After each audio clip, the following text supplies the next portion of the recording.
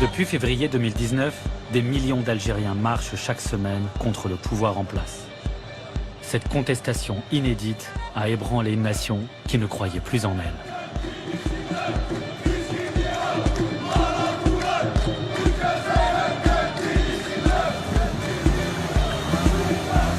Qui aurait misé sur cette nouvelle révolution algérienne à l'ambiance de kermesse, se propageant d'Oran à Alger, d'Annaba à Tamanrasset?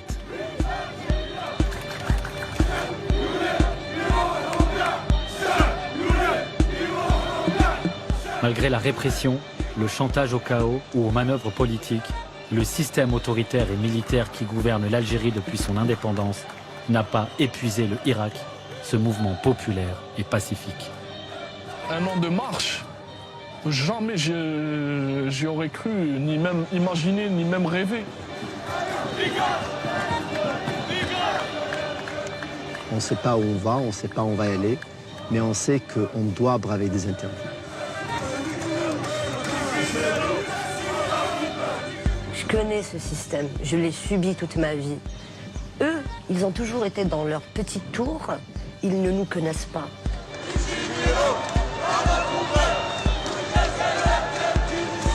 Je me dis que me casser de ce pays n'est pas une solution.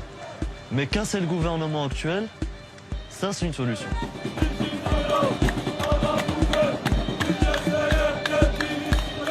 On n'a pas envie de reculer en fait.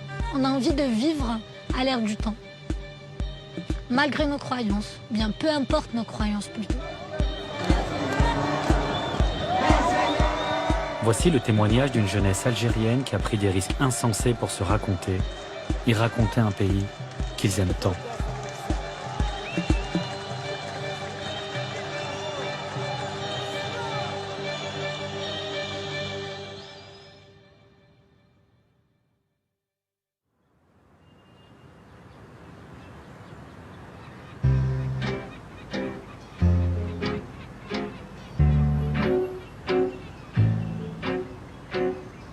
En Algérie, plusieurs centaines de manifestants ont défilé aujourd'hui dans le centre d'Alger et dans plusieurs autres localités du pays contre la perspective d'un 5e mandat du président Abdelaziz Bouteflika.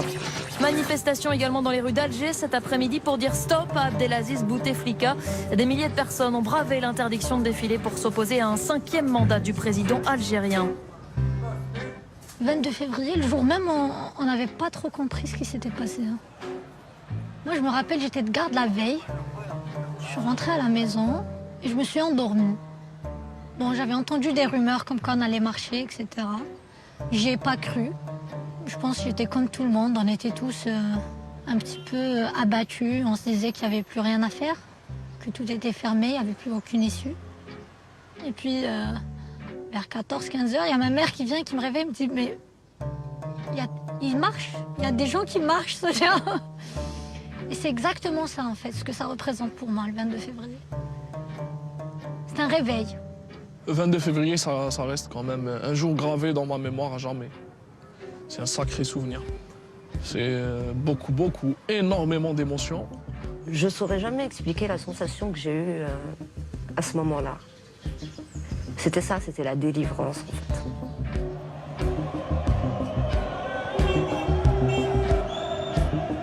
Le 22 février, je me rappelle, je suis sorti tout seul. J'y croyais pas. Pour moi, on allait être une cinquantaine, une centaine maximum. Et qu'on allait se faire embarquer. J'avais filé de l'argent à mon pote. Je lui ai dit, tiens, ça, tu gardes. Dans le cas où je me fais embarquer, tu essayes de donner ça à un policier pour me faire sortir. Parce que je peux pas rester dedans. J'étais avec des amis dans un café et on commençait à avoir des directs en fait, sur les réseaux sociaux. Et c'était tout le monde qui partageait sur tout le territoire national. Et tout d'un coup, on voit un direct, il y avait quelque chose à Tizi Ouzou. Donc on est parti, on s'est rejoints et il y avait beaucoup de monde, ça affluait, c'était énorme. Qu'est-ce que tu as ressenti? C'était beau. T'avais toutes les classes sociales, toutes les sphères de la société, tous les sexes, mais bizarrement, pour la première fois, moi je voyais l'Algérien autrement et on se voyait autrement.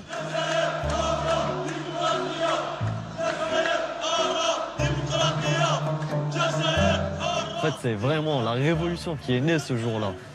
Là, j'ai vraiment repris un grand espoir, je vais dire. J'ai repris le grand sourire. Je me suis dit, là, c'est la bonne. Là, on avance. On était juste pour la première fois tous là avec un objectif en commun.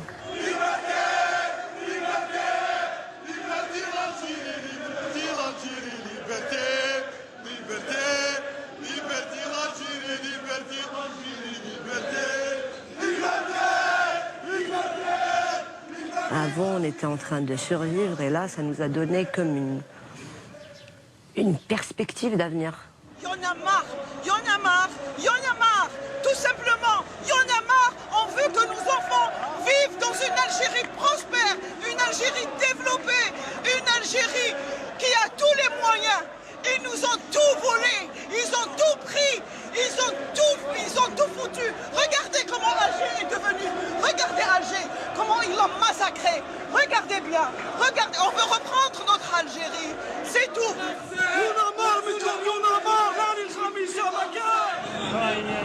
Ça fait mal au cœur. En fait, cette révolution, elle a permis à tout le monde de se réapproprier son pays. Elle nous a permis de se réapproprier l'Algérie. On a compris que ça nous appartenait à tous.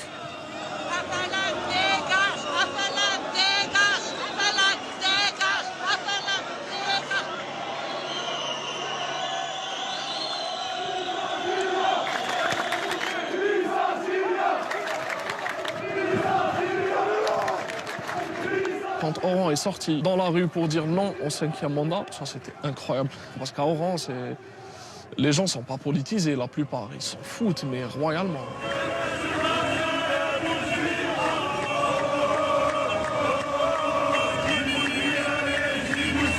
On est une génération très consciente, l'une des générations les plus conscientes que l'Algérie ait connue après celle de la guerre d'indépendance. Et obstinée.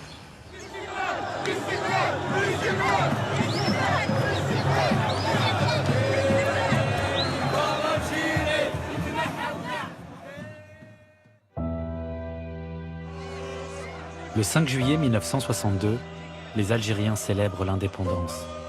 Enfin la liberté après 132 ans de colonisation française. Des millions d'Algériens chantent à la gloire du Front de Libération Nationale, le FLN. Tous nous voudrons vivre ensemble dans la paix et nous sommes très contents et la joie de l'indépendance totale avec notre peuple algérien.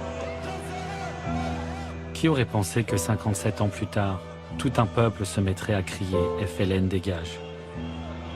Le libérateur deviendra l'oppresseur. Le FLN finira par cadenasser le pays, spolier ses richesses et son histoire. 62, l'indépendance, et elle est vite passée en fait. On nous a volé notre indépendance. On nous a volé notre pays. Et c'est pour ça que tout est à refaire. C'est qu'on n'a pas eu l'occasion de construire le pays qu'on voulait, que nos grands-parents, nos arrière-grands-parents ont voulu. Ceux qui avaient la décision, ceux qui avaient le contrôle de l'école, ceux qui avaient le contrôle de l'armée, ceux qui avaient le contrôle de l'économie, ceux qui avaient le contrôle de la politique, ceux qui avaient le contrôle de la justice, c'était eux les responsables. Et je pense que les gens qui ont pris les rênes après 62 ont volé ce rêve et ont détruit ce rêve. Quand tu vois certains maquisards, quand ils te parlent de l'indépendance, ils ne te parlent pas de la chose politique, mais ils te parlent de ce qu'ils ont subi sous la colonisation. Donc l'indépendance ne signifie pas pour eux lever le drapeau à l'ONU ou quelque chose comme ça, ou bien parler en arabe à l'ONU, comme certains le voient. Eux, c'était juste de se sentir humain, de se sentir vivre en dignité dans leur propre pays. Ma grand-mère est partie en France récemment. Et ça fait des années, elle ne voulait pas y aller. Partir en France après tout ce qu'ils nous ont fait, c'était un truc très difficile pour elle. Bon, elle est partie, ça lui a plu. Elle s'est dit, ouais, finalement, ça va, c'est terminé, mais le vécu de la guerre, elle l'a encore en elle. Et le vécu de la guerre de ma grand-mère, ça s'est transformé en angoisse, anxiété, qu'elle a transmis à ses enfants, hein, qui, eux, ensuite, ont vécu d'autres traumatismes.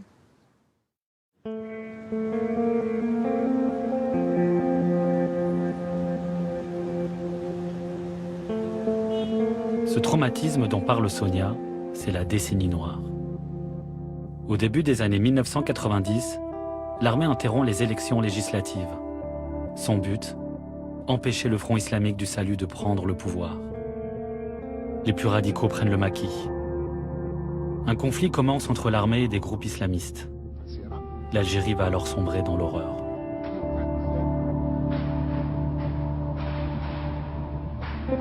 Le président Mohamed Boudiaf est assassiné. Les attentats se multiplient, les massacres aussi.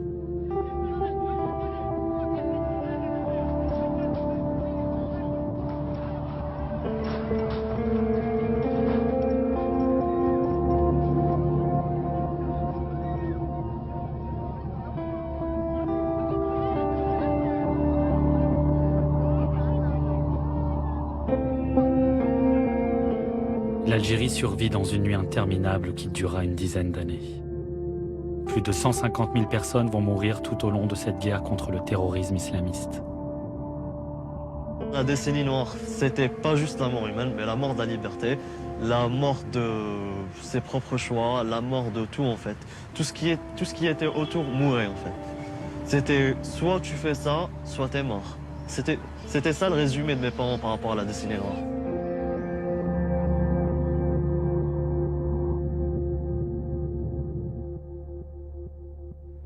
Quand on voyait le GT de 20 heures, on voyait donc le degré de violence, donc les corps déchiquetés, les corps des terroristes retrouvés ou bien abattus et les armes qu'on a retrouvées. C'est des événements qui m'ont marqué, qui ont marqué mon éducation, qui ont marqué ma culture, qui ont marqué ma vision des choses, qui ont marqué mon environnement. Nous, on a grandi avec tout ça, avec tous ces traumatismes. On a peur de sortir la nuit, on a peur d'aller dans la forêt. On a peur de sortir entre amis. Ça, c'est récent, hein, quand même, les gens qui sortent entre amis, etc. C'est quand même assez récent. À chaque fois, il y a des manifestations, il y a une petite émeute d'heure. Oh voilà, ça va recommencer, la décennie noire, ça va reprendre comme avant. Il y aura les terroristes, ils vont égorger, il y aura les faux barrages. Moi, cette guerre, je l'ai vécue autrement. Et après. Parce que ça a complètement modifié le cours de ma vie. Ma vie aurait peut-être pu être autre chose si on n'avait pas assassiné mon père. En 1996, Ania a 3 ans lorsque son père est tué de 5 balles par des terroristes dans une rue de la Casbah. La raison ? Son père est un ancien policier, une cible de choix durant ces années noires.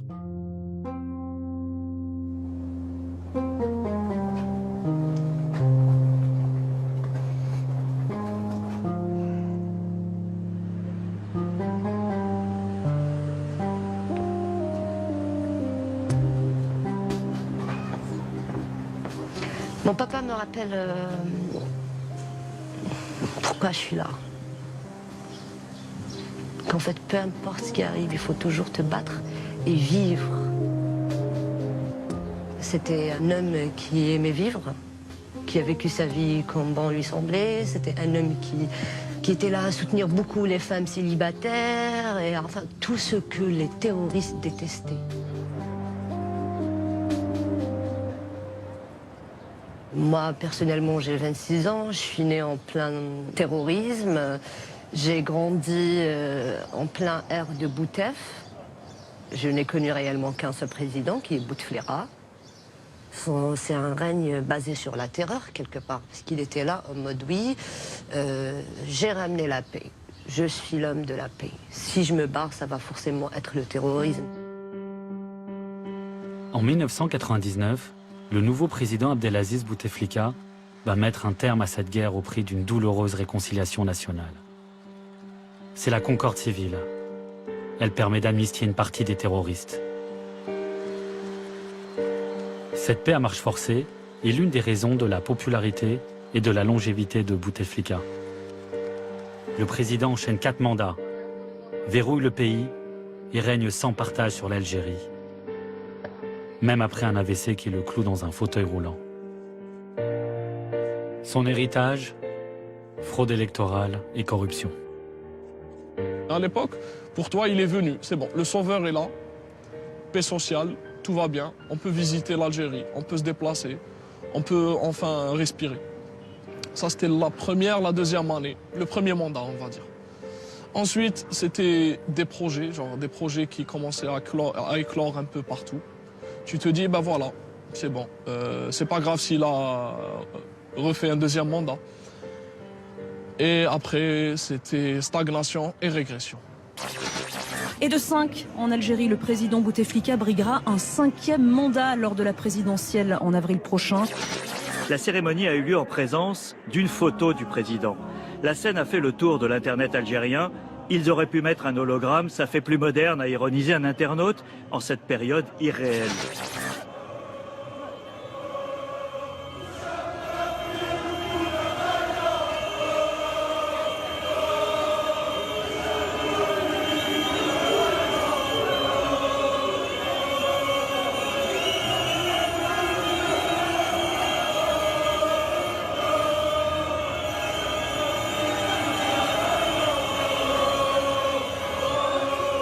On a supporté la misère, on a supporté la pauvreté, on a supporté la corruption, on a supporté plein de choses. Mais se foutre de notre gueule à ce point, c'était plus possible. Vraiment, c'était un coup de nerf pour les jeunes. Comment un gars que peut-être qu'il n'arrive même pas à pisser comme tout le monde, va, nous, jeunes de 20 ans, nous gouverner? Non, ça, c'est pas possible. Parce que c'était quand même humiliant, c'était vraiment humiliant d'avoir un président dans une telle situation qui va se présenter pour un 5e mandat. 20 ans de Bouteflika, on n'a connu que ça.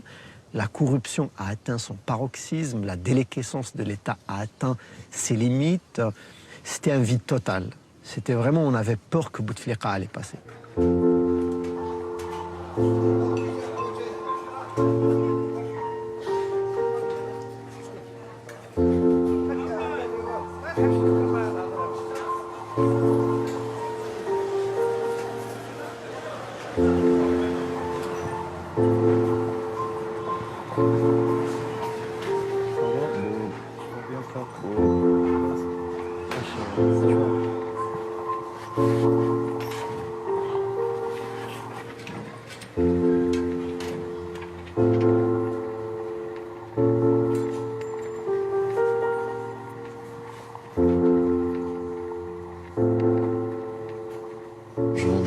Je vends des pentacles, je vends des croix inversées. Je dirais même aussi des pendentifs marijuana, des trucs qui sortent de l'ordinaire en fait. Donc dans ce magasin, il y a plein de trucs que les autres commerçants, je veux dire, que trouvent tabou. Il y a beaucoup de clients qui viennent me demander, si j'achète le collier, ça, tel collier, est-ce que je vais avoir des problèmes d'or? Est-ce que vous-même, vous avez des problèmes? C'est des questions qui me reviennent assez souvent. Je leur dis, voilà, même si un jour il y a quelqu'un qui vient vous parler, il y a quelqu'un qui vient vous faire chier comme ça dans la rue, il faut pas se taire, il faut jamais se taire. Tu peux porter ce que tu veux, c'est ton corps, c'est ta propre personne en fait. Si tu veux porter un patac, tu le portes, si tu veux porter une croix, tu la portes. Donc je dirais que ma petite boutique, c'est plus un côté rebelle que commercial en fait.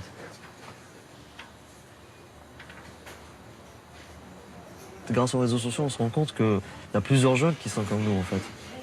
Ça nous a permis de nous rapprocher, de se faire, en fait, la petite communauté, elle est devenue une grosse communauté grâce aux réseaux sociaux. C'est un moyen de liberté, en fait.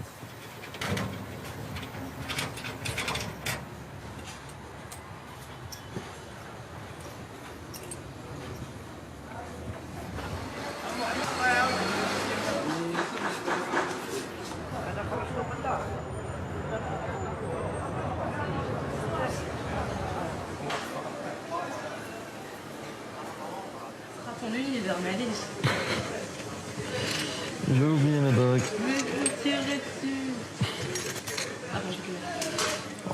Deux secondes, ils sont complètement... Hop.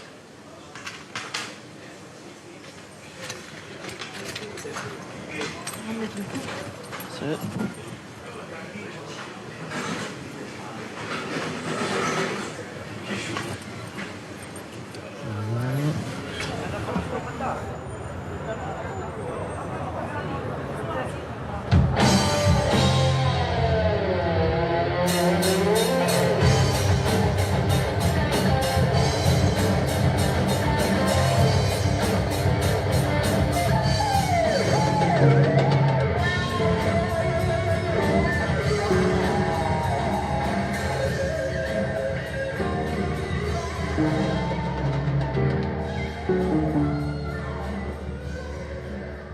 C'est comme si je vivais dans une prison ciel ouvert en fait.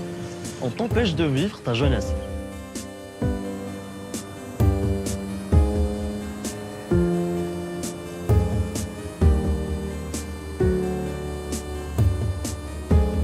Je me sens vraiment étouffé dans le pays dans lequel je vis. Pourtant, c'est un pays que j'aime, mais je me sens étouffé.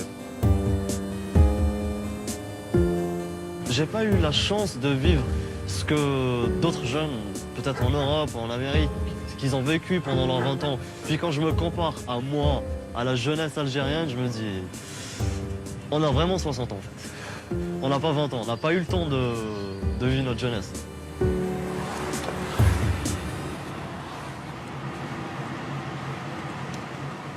Quand on sort d'un concert de métal, genre, on est en mode, c'était bien.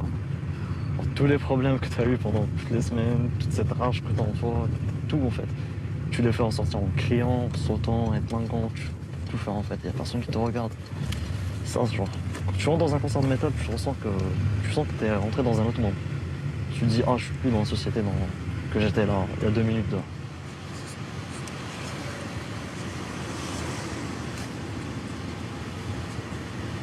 Ah, par contre, c'est un barrage.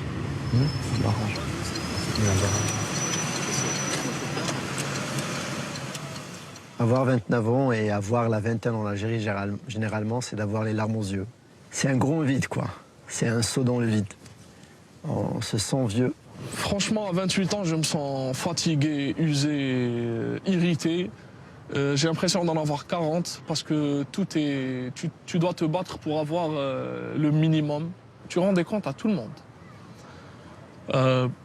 Tu as envie de boire de l'alcool, eh ben, il faut que tu le fasses en cachette. Tu veux vivre avec quelqu'un sans te marier, mais jamais de la vie, laisse tomber, non, jamais de la vie. Donc tu dois toujours des comptes à tout le monde, tu dois toujours te justifier.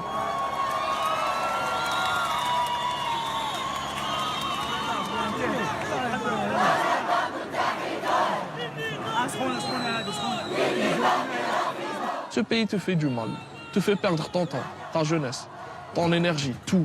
Il t'écrase, il te dévitalise. Il te laisse comme ça marcher, errer, va errer comme ça jusqu'à ta mort.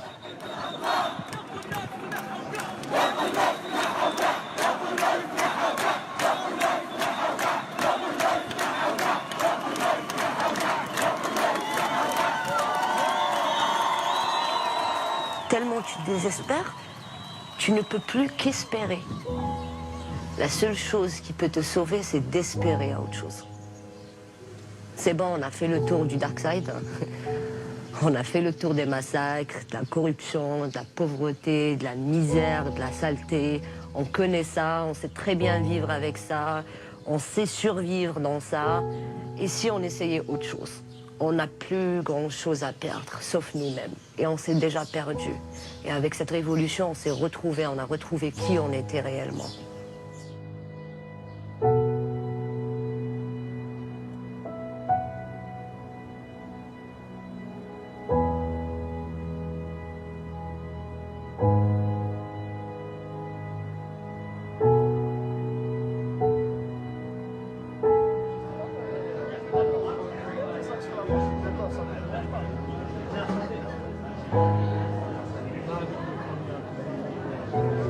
Les gens suivent l'actualité. La majorité avant, c'était que les vieux dans les cafés, les retraités. Et les quelques militants par-ci, par-là. Là, c'est tout le monde qui suit l'actualité et qui se politise. Ça, c'est magnifique. Ça va? Ça va? Ça va, Sahbi? Raya? Bien? Alhamdulillah. C'était combien ça? C'est un petit coucou à cette personne. Vas-y. C'est d'être président. Monsieur le résident, sans vouloir être insultant, depuis combien de temps ne parles-tu plus à tes enfants? Où sont donc tes beaux discours énoncés vaillamment? L'époque de l'Algérie, mon amour, où est-elle donc maintenant? Et la détresse de mes frères qui traversent désespérément la mer, ils ont déjà connu l'enfer, mais que comptes-tu donc en faire? En ta faveur, tout est permis, ton système est corrompu. Et cette politique de déni venant de tes élus imbus, je n'insulte guère, au contraire, ce que je dis n'est que vérité. Et moi dans tout ça, j'écris en silence ces chuchotements.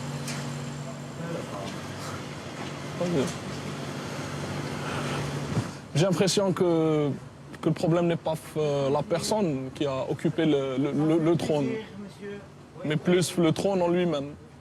Un pays pareil. C'est plus le fait que cet homme-là ne représente pas qu'une fraction, il représente tout un écosystème.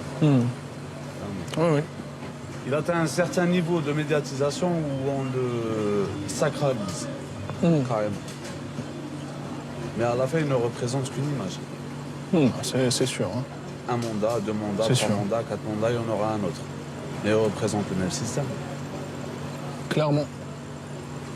Clairement. Donc le problème est où? Beaucoup plus enfoui, Sahbi, il est beaucoup plus compliqué que ça. Il ne s'agit pas de changer juste un président. C'est une question de mœurs.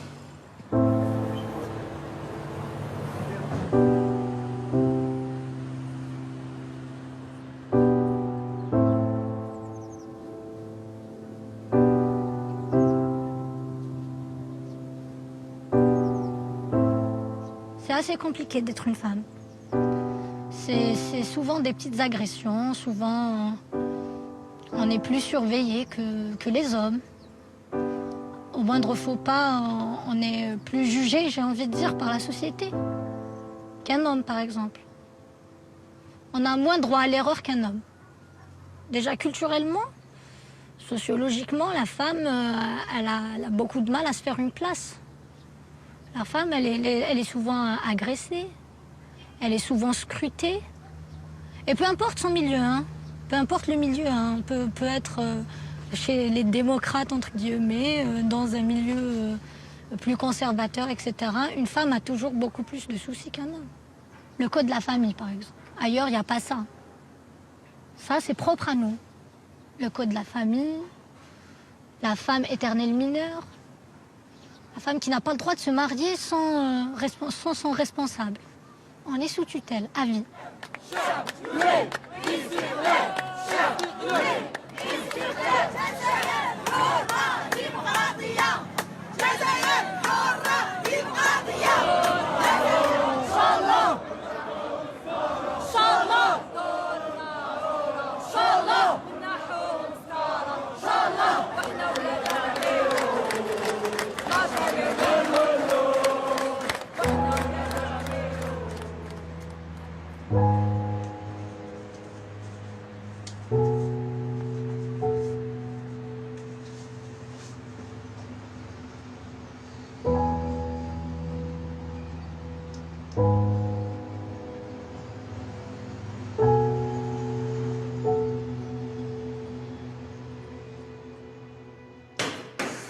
Tout comme Sonia, les femmes n'ont pas hésité à descendre dans les rues pour s'enrôler dans le Irak. Les Algériennes ont toujours été de tous les mouvements de revendication et de toutes les guerres du pays. Et cette révolution a permis aux femmes de reprendre leur place dans la société et dans le récit national. C'était génial quand même. Déjà, mais de passer à روحي للدار بلاصتك في الكوزينة tu n'as rien à faire dans la rue avec les hommes, que ça soit normal qu'on sorte, ça c'est un acquis, c'est déjà énorme. C'est ça. C'est déjà énorme. Ces dernières semaines, il y a eu même des appels aux femmes. Venez marcher, on a besoin de vous, le rôle de la femme dans cette révolution. C'est ça, oui. Et vraiment un rôle central en fait. C'est qu'aujourd'hui, on apprend à écouter, les femmes et on apprend à... En fait, une femme, elle peut parler de... On comprend finalement qu'une femme, elle a des idées, elle peut parler de politique, elle peut parler de choses qui concernent tout le monde et même les hommes. Et c'est ça, je trouve ça génial, sincèrement. Avoir des femmes qui sont des leaders d'opinion, qui sont très suivies sur les réseaux sociaux, etc. Et quand elles parlent, elles sont écoutées. Ce ne sont pas des femmes, ce sont des avis, ce sont des courants politiques, des idées. Donc, je trouve que c'est déjà bien. Voilà, tout à fait. Elle a pris sa place de citoyenne à part entière. Tout comme le reste des Algériens, c'est qu'en fait, on est tous devenus des citoyens. Enfin, on n'est pas devenus des citoyens, Mais on apprend à l'être. On apprend à le devenir. C'est déjà extraordinaire.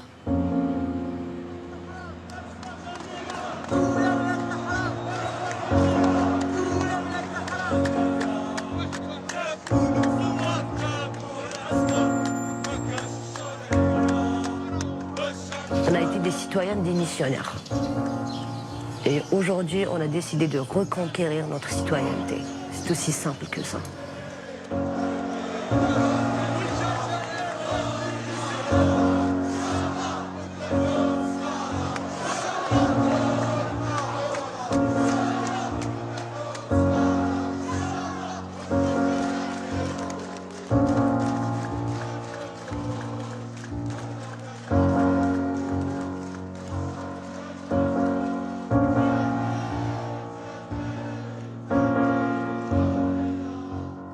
Moi, ce qui m'a surpris le plus, c'était l'humour qui se transmettait à travers les slogans. Le mieux, c'était un slogan d'une jeune fille qui disait « Bouteflika, vous n'allez même pas avoir le droit de mon soutien-gorge ».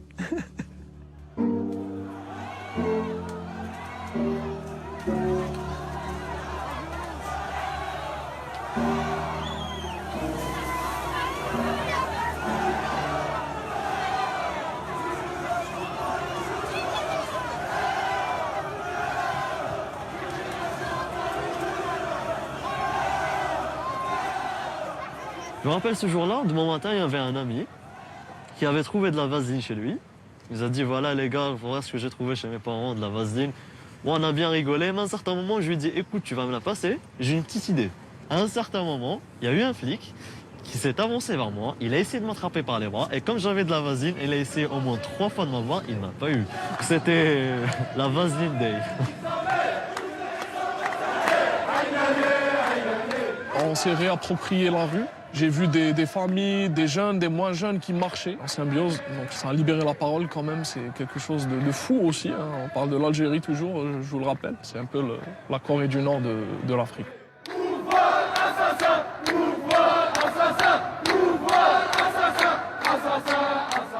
Il y a un événement qui m'a marqué. C'était à Alger. On marchait, on s'est retrouvés dans un carré d'islamistes. On marchait tous ensemble, on criait les mêmes slogans, on avait un même objectif.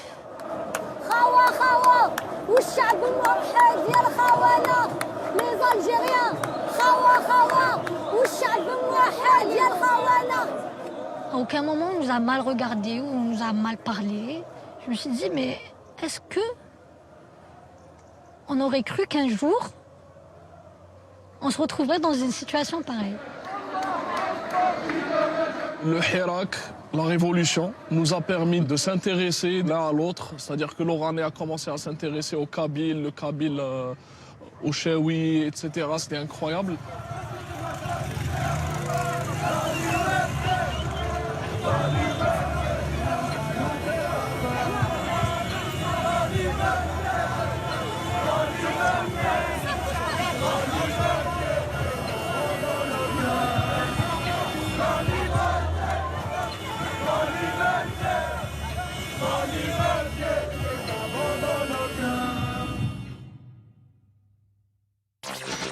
Abdelaziz Bouteflika va démissionner après plus d'un mois de manifestations dans tout le pays. Les moins de 20 ans, en effet, ne s'étaient jamais réveillés sans Bouteflika au pouvoir. Les manifestants veulent maintenant la chute de tout le système. Immédiatement, des milliers de personnes sont descendues dans les rues d'Alger pour crier leur joie, mais aussi...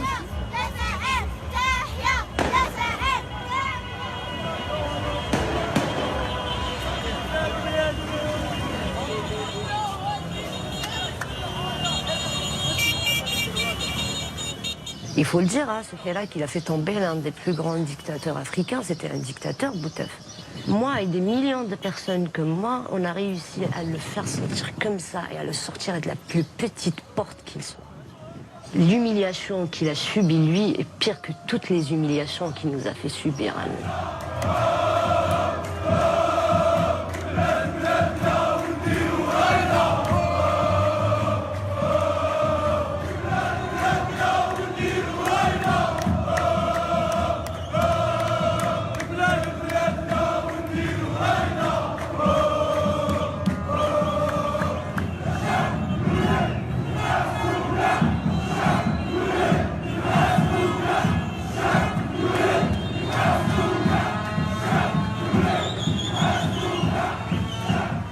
ce pays, c'est incroyable. On l'aime beaucoup, on ne sait pas pourquoi, en fait. Ce pays, il est quand même magique. Hein. C'est son peuple hein, qui, à la fois, te met en rogne, à la fois reste attachant. Donc, je ne sais pas, on voit de la joie dans un cadre triste. Et ça ne peut que le rendre attachant. Ça. Tu ne peux que l'aimer, tu n'as pas le choix. Et être fier parce que tu vois que ce peuple résiste malgré tout. Et tu n'as pas le choix. Tu l'aimes. Bessif.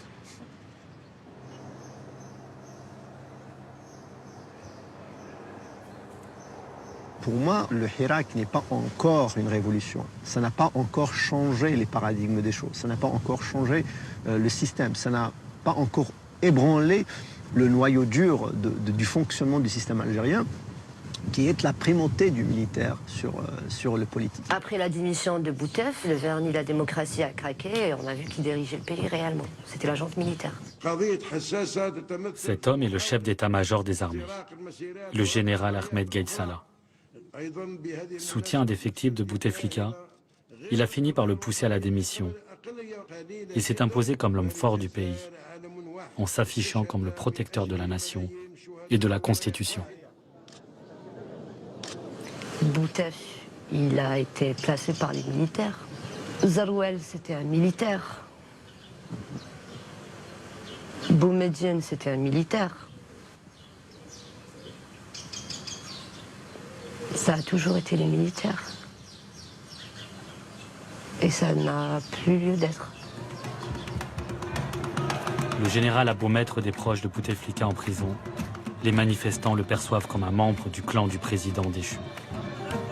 Rien ne calme la colère populaire.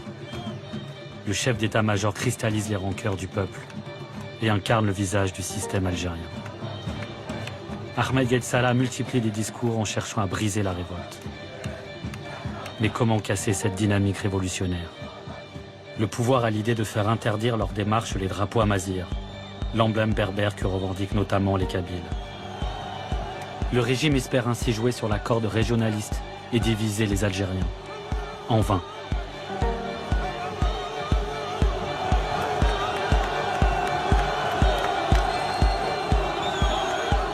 La police se met à arrêter des dizaines de jeunes pour atteinte à l'unité nationale, uniquement parce qu'ils ont osé brandir le symbole berbère. La répression s'accentue.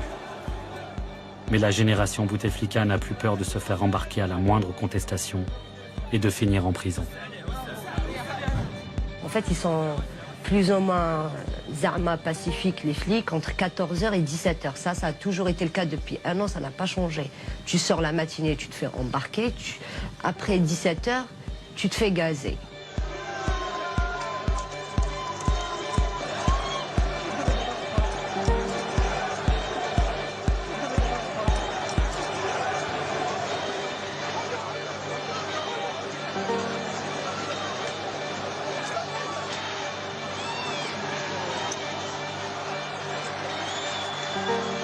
J'ai été arrêtée le 13 avril.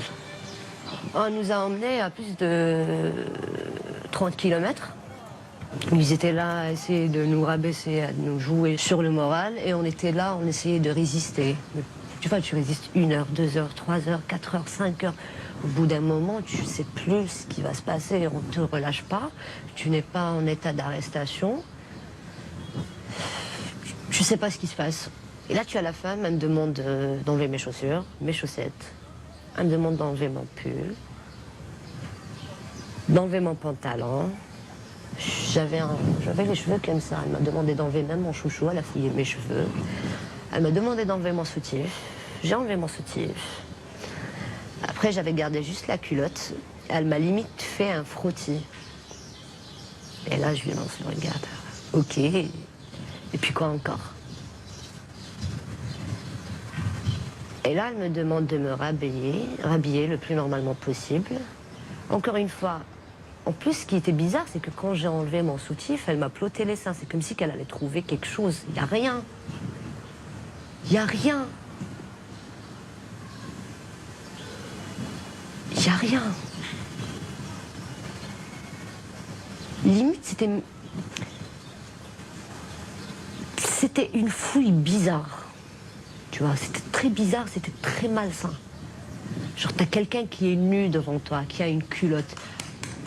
Qu'est-ce que tu cherches quand tu lui plottes les seins, franchement? Je t'ai dit, à un moment donné, j'ai senti que ce corps, il porte... C'est le corps de toutes ces femmes qui ont été humiliées. C'est les pratiques du colonialisme, c'est le colonialisme qui était... C'est les Français qui étaient en train de dénuder nos femmes pendant la guerre de libération. C'est les terroristes qui étaient en train de violer les femmes algériennes. Et aujourd'hui, c'est les flics qui nous violent. Mais j'ai pas du tout à avoir honte, bien au contraire. Bien au contraire.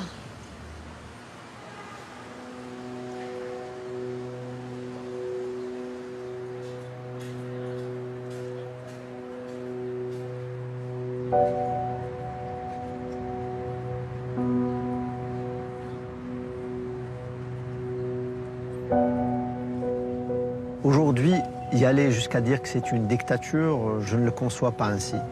Mais c'est un régime totalitaire, en fait. C'est un système que je peux qualifier comme étant mafieux.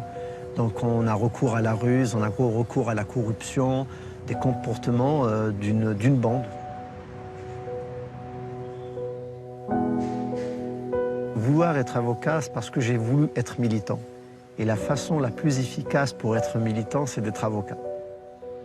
Parce que ça te donne cette capacité de défendre les gens, de défendre la justice, de comprendre ce que les gens subissent profondément.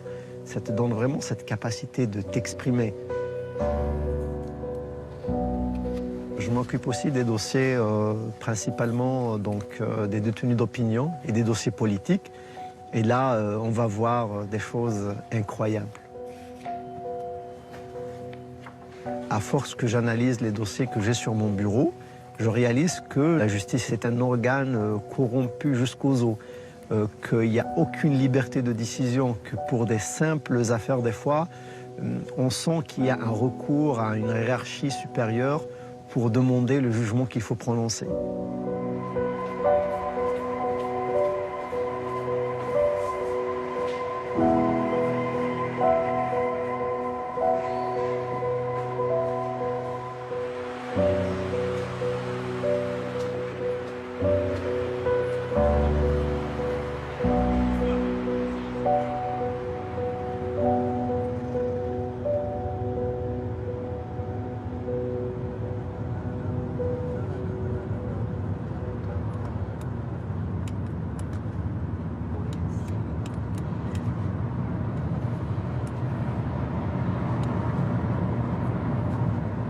Sofiane Babassi, c'était l'un des détenus qui ont été kidnappés avant les élections présidentielles en décembre.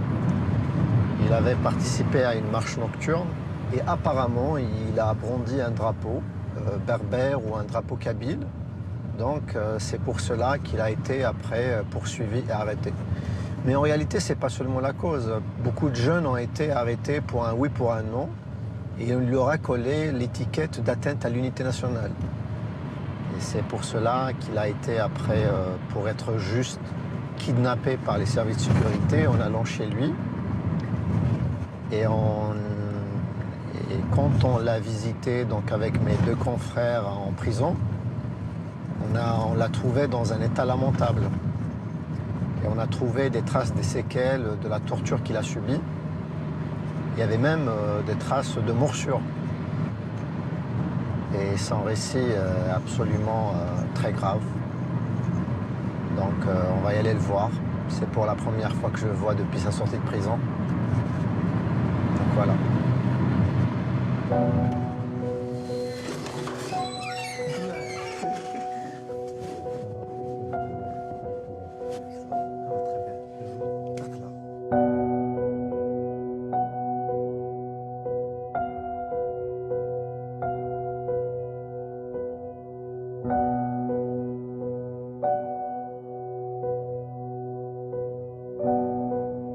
Ils ont amené un paquet de papier. J'ai vu mes publications sur Facebook. C'est la preuve que ça fait longtemps qu'ils sont en train de me suivre. Et puis elle est rentrée, le commissaire, je pense. Je ne le connais pas, mais je pense que c'est le commissaire.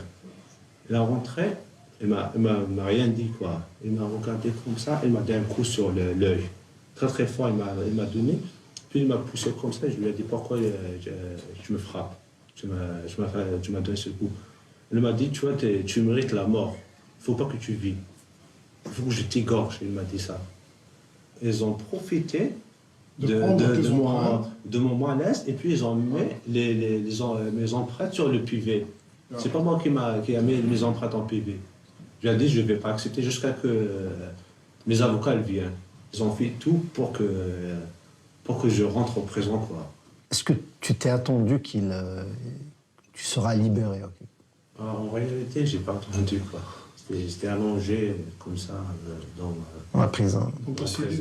Et puis j'ai écouté des frappes sur la porte. Papa s'est libéré. J'étais un petit peu, j'étais choqué, un petit peu étonné, quoi. Défendre des idées, c'est des choses nobles, quoi. C'est des choses qu'on fait avec fierté, quoi. C'est ça le plus important, quoi. Je donne un message à tout le monde qu'il faut défendre vos idées. Il faut pas laisser faire, quoi. Il faut continuer de combattre pour vos idées sans peur, sans hésitation. Parce que le plus important dans tout ça, c'est qu'on fait pas, il faut qu'on est convaincu qu'on ne fait pas de mal. Le système algérien en général sait pertinemment qu'il manque de légitimité, qu'il n'a pas de légitimité. Et pour asseoir sa légitimité, donc, il faut sentir avec une manière perpétuelle qu'ils sont supérieurs, qu'ils ont le pouvoir d'opprimer, qu'ils ont le pouvoir d'acheter les gens, qu'ils ont le pouvoir de dire telle et telle élite est corrompue. Donc cette capacité de jour de voir le peuple d'en haut, donc ça remplace un peu leur complexe de légitimité.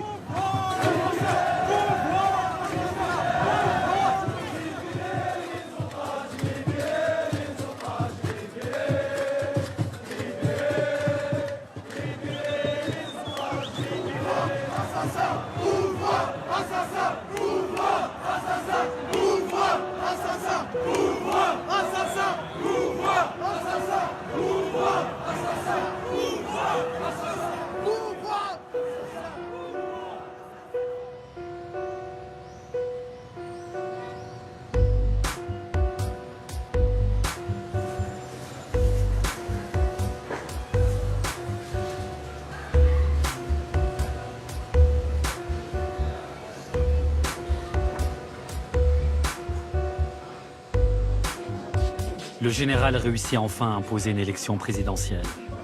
5 candidats se présentent. Le favori est Abdelmajid Tebboune, 74 ans. Il a été plusieurs fois ministre, et même éphémère Premier ministre de Bouteflika. Au moment du scrutin, son fils est en détention provisoire pour une affaire de cocaïne. Face au Irak, le régime vient de se régénérer avec un pur produit du système. Mais la rue ne lâche rien, refusant ardemment toute élection avec la bande, dénonçant des fraudes et boycottant en masse le vote.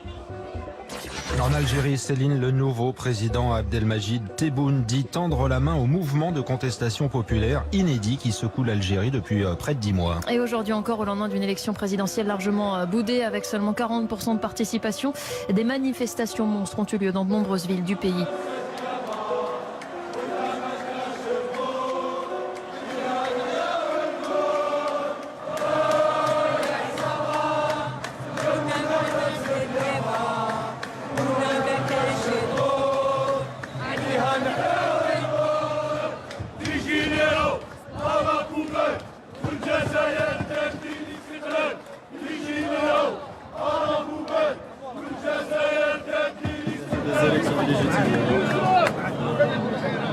C'est pas la voix du peuple. Parce que c'est pas nous qui avons voté. C'est pas le peuple qui a donné sa voix.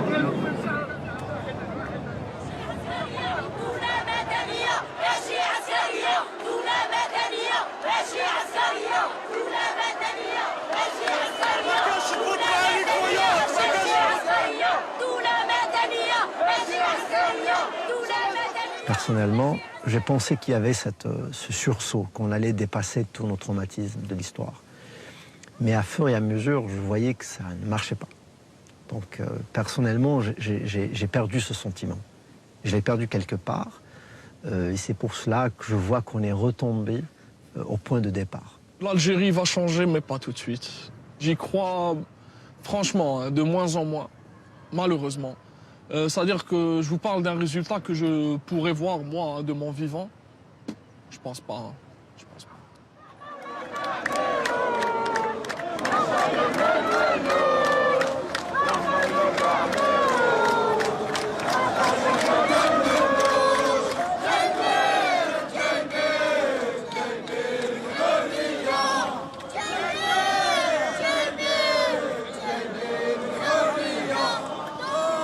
Les enfants qui ont 5 ans, 6 ans, 7 ans et qui ont pris l'habitude de sortir chaque vendredi, de connaître ce sentiment d'appartenir à une nation, cette union. Ils ne pourront jamais subir ce qu'on a subi, c'est pas possible. Et ça, c'est notre plus grande victoire, je pense. C'est ça l'investissement, le vrai investissement qu'on a fait. C'est ça le hirak.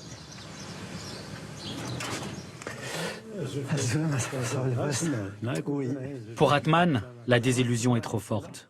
Le Hirak a bien porté à ses débuts l'espoir d'un changement, mais pour lui, ce n'est plus le cas. Et vous? Ce soir-là, il dîne avec 2 amis, un opposant politique et un militant des droits de l'homme, qui sont loin de partager son désespoir. Voilà. La question qui se pose, le problème qu'il y a eu, bon, il n'y a pas eu d'élite, il n'y a pas eu d'émergence de nouvelles figures. Et même s'il y avait des tentatives, je pense que l'état-major ne les a pas laissés émerger. Mais maintenant, la question que je me pose, que doit faire ce mouvement? Qu'allons-nous faire, nous, en tant que citoyens, en tant que militants, en tant que figures politiques, en tant que gens impliqués, face à cette situation? Moi, je pense, avec tout le monde modestie, qu'il nous faut un projet pour le Hirak, pas des représentants pour le Hirak. Il faut que le peuple algérien puisse écrire son projet. Il n'y a pas de solution individuelle pour ce mouvement. Il n'y a que des solutions collectives. C'est-à-dire que si on n'arrive pas à réfléchir en collectif, on ne peut pas gagner. En fait, c'est un mouvement à la fois politique et un mouvement social. Et notre défi maintenant, c'est de construire. Parce que je ne pense pas qu'on va se mesurer dans la force par rapport au système. Notre force à nous ne sera pas dans la destruction du système.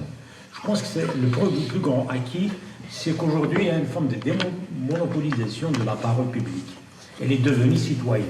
C'est un miracle qui se produit, je pense que ce miracle qui s'est produit, il ne faut pas le jeter. Il ne faut pas l'idéaliser. Ce n'est pas d'idéalisation. Il ne faut pas idéaliser c'est un mouvement historique. Et dans un mouvement historique, il y a des hauts et des bas. C'est peut-être pas notre génération. C'est peut-être des gens qui ont 15 ans, 10 ans, qui vont se retrouver dans une Algérie démocratique. Mais l'essentiel, c'est qu'aujourd'hui, nous avons des bourgeons. Et ces bourgeons, c'est ça notre rôle. C'est de les cultiver, c'est de les protéger contre les agressions pour qu'ils puissent donner demain les fruits nécessaires pour construire l'Algérie de demain. C'est le défi. Les gens, quand ils ont détruit le mur de Berlin, personne ne pensait qu'en détruisant le mur de Berlin, toute l'Union soviétique allait disparaître.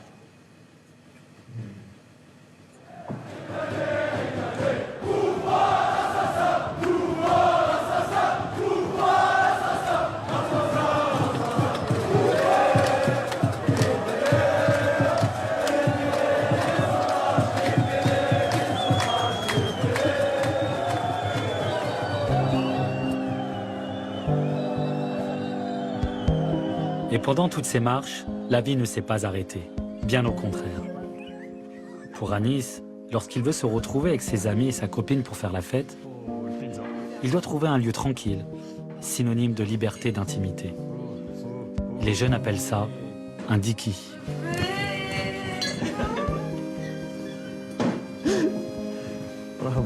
Allez-y doucement. Non, non, non, non, pas de polygamie avec des bouts de pestis. Pas de Tu vas la faire tomber. Tu vas la faire tomber. Tu vas la faire tomber.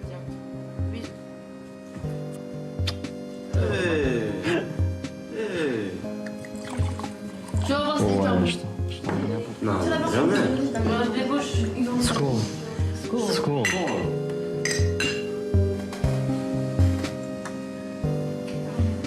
Un diki, c'est un endroit où les autres ne te voient pas en fait. C'est juste ça en fait. C'est que là où les regards des autres ne sont pas pointés sur toi. Là où tu risques rien. Là où tu te sens en fait en sécurité. Limite, le jeune Algérien se sent en sécurité plus dans un diki que dans une place publique où il y a je ne sais combien de flics, je ne sais combien de caméras. Le problème avec le peuple algérien, si un gars marche dans la rue, il voit deux gars en train de se tabasser dans la gueule, limite en train de prendre un couteau, en train de le tuer, pour lui c'est normal. C'est un règlement de compte. C'est un règlement de compte. C'est-à-dire du moment où il voit un couple en train de s'embrasser, en train de se prendre en câlin ou un truc comme ça, wow. Ah ouais, là c'est la merde. Ah là où. En fait, on peut dire que l'Algérie, elle a un gros problème de tabou vers l'amour. L'amour ici, c'est un tabou. Déjà, pour pouvoir vivre une vie de couple, on doit se marier. Je dis pas que le mariage n'est pas un bon truc. Non, au contraire. Mais ici en Algérie, c'est limite une obligation. Même en étant marié, tu crois vraiment que dans on va s'embrasser? Non. Atteinte à la pudeur publique. Bah voilà, on va payer une amende. Une amende. Et si on n'est pas marié, la prison. Pour moi surtout. Ouais. Donc du coup, tu crois vraiment que je suis après tout ça? Non. C'est pas ça le bonheur.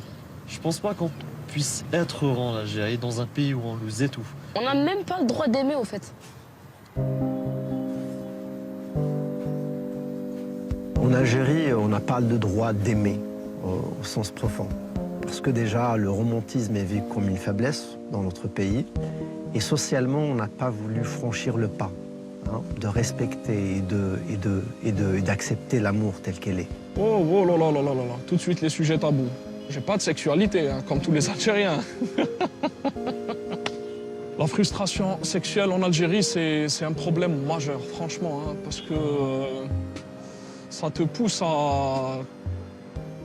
Ça pousse les jeunes, en tout cas les hommes, à détester la femme, limite détester la femme. Alors qu'au fond de lui, il veut juste se retrouver avec elle, pouvoir, je sais pas, l'embrasser ou la prendre dans ses bras dehors, mais il peut pas. Donc qu'est-ce qu'il fait? Il réagit de manière un peu violente.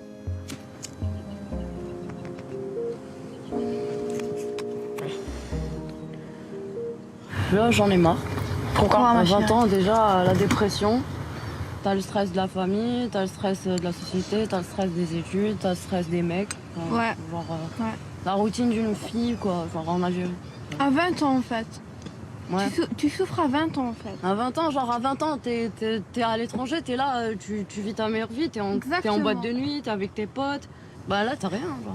T'as rien, en fait. T'as un cinéma, deux cinémas, puis t'as rien, en fait. Il y a des programmes pourris, il y a des films qui sont censurés parce qu'ils contiennent des scènes érotiques, on va dire. Ici, ouais. Exactement. Le tabou de la femme qui se masturbe. Comment tu peux connaître tes plaisirs si tu n'as pas le droit de te masturber ou de voir du porno? Exactement. Le problème, c'est qu'il faudrait instaurer une éducation sexuelle. Ce pays a besoin d'une éducation sexuelle. Les parents sont contre. Justement, les parents sont contre, mais... Ils croient que c'est obscène. En fait, ils sont contre du fait qu'une femme doit être libre comme un homme, en fait. Bah, ils ont juste peur de la femme. Ils ont peur que la femme prenne une puissance qui serait supérieure à la leur. Bah, parce qu'une femme peut être plus puissante qu'un homme. Bah, elle peut vraiment être plus puissante qu'un homme, en fait. Elle peut avoir des meilleurs emplois, réussir ses études beaucoup mieux. Elle peut vraiment faire comme un homme, on va dire. Ce qu'ils veulent. Ça aussi. On la marie, on la met dans une maison. Et elle reste dans cette maison. Voilà, elle fait des enfants. Exactement. Et c'est tout. Comme un lapin, elle ne fait que congendrer des progénitures. Donc en fait, on a des générations qui se poursuivent, mais qui sont les mêmes.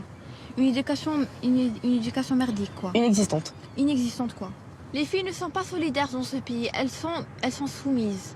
Elles ferment leur gueule et elles acceptent. Elles se disent, ouais, c'est comme ça, tout le monde fait, moi je vais faire comme tout le monde. Mais est-ce que c'est juste? Est-ce que tu es heureuse? Est-ce que toi tu es heureuse? Est-ce que le jour où tu mourras, tu seras dans ton lit de mort? Est-ce que tu te diras, ouais, j'ai vécu une belle vie? Est-ce que tu vas répondre par oui? Non. Moi, je veux répondre par oui. En fait, là, le problème vient des parents parce que nos parents, ils nous demandent jamais la vraie question qui se posait. Est-ce que tu es heureuse?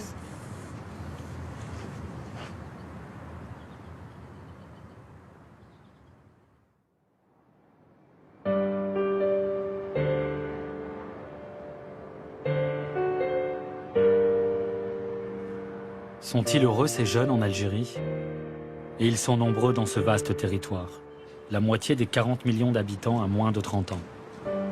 Oui, cette révolution a rendu un fol espoir à cette jeunesse. Au point qu'une partie d'entre elles n'a plus cherché à s'évader à tout prix du pays. Mais depuis, Des centaines de gamins, comme les Haragas, s'enfuient de nouveau à bord de radeaux de fortune pour tenter de rejoindre l'Europe. La corruption les étouffe, le piston et le népotisme les ont minés. Le chômage est trop pesant, atteignant officiellement les 26%. Plus rien ne va.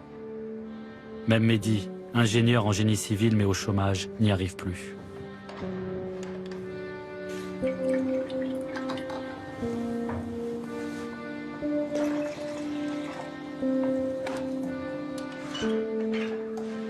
Mehdi s'occupe de ses deux frères et de sa sœur. Ce matin, il reçoit une amie. Et comme d'habitude, une question revient en boucle autour de la table. Faut-il rester ou quitter l'Algérie?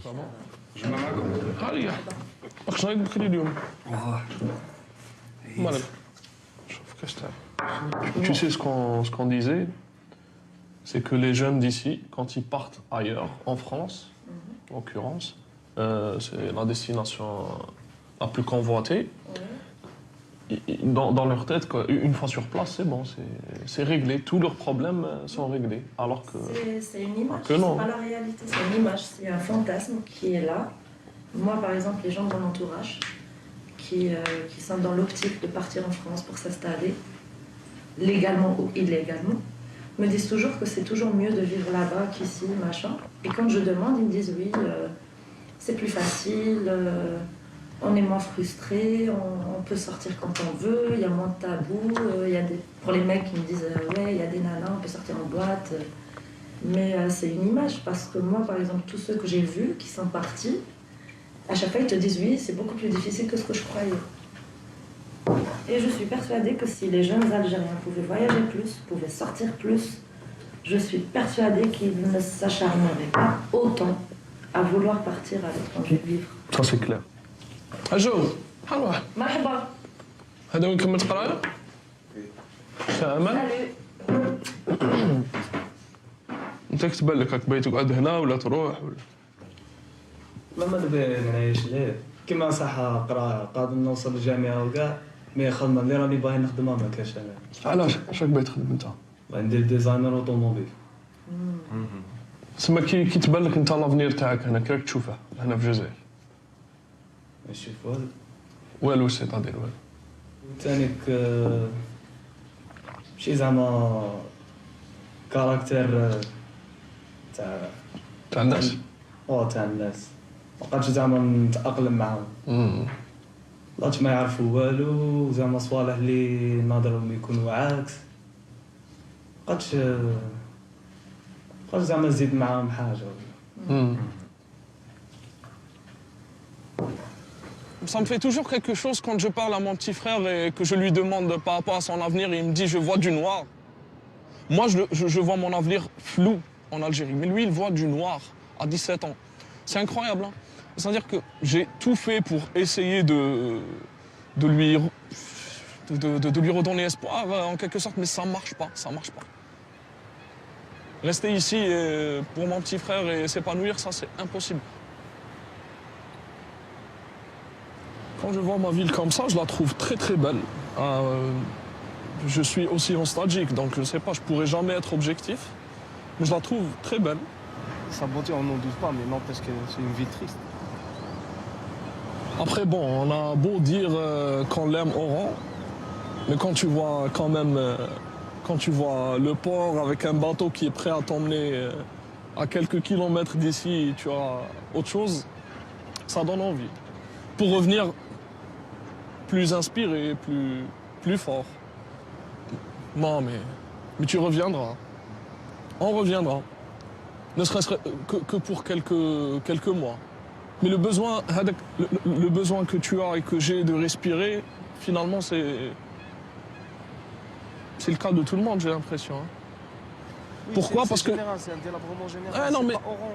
C'est pas Oran, c'est un pays comme l'Algérie, parce que tu as un passeport qui sert pas à grand-chose, tu peux pas aller où tu veux, vraiment quand tu veux.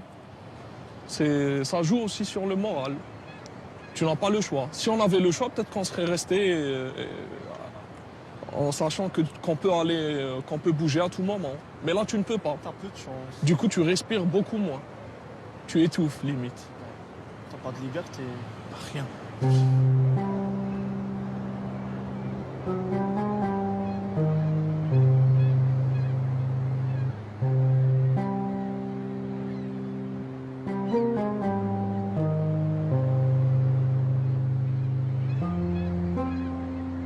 suis parti en France pour mes études, je suis resté 2 ans.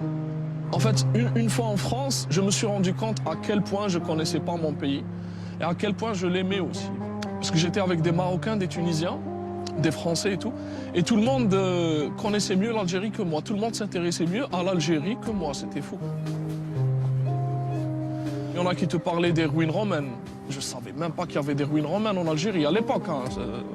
Ça m'a mis une claque en fait. J'avais envie d'initier un projet ici, de générer de l'emploi, de ramener le petit savoir-faire que j'ai appris ici, d'investir ici, de vivre ici. Mais ça n'a fait que dégringoler. Depuis que je suis rentré en 2014, ce n'est plus la même Algérie, je la reconnais à peine, hein, franchement. Franchement, je ne me vois pas vieillir en Algérie. Malheureusement, j'ai tout fait pour revenir, rentrer et faire ce que je voulais faire, mais ça ne marche pas. Donc j'ai pas envie de moisir ici, c'est le mot qui me vient à l'esprit. C'est triste, mais que veux-tu? C'est comme ça.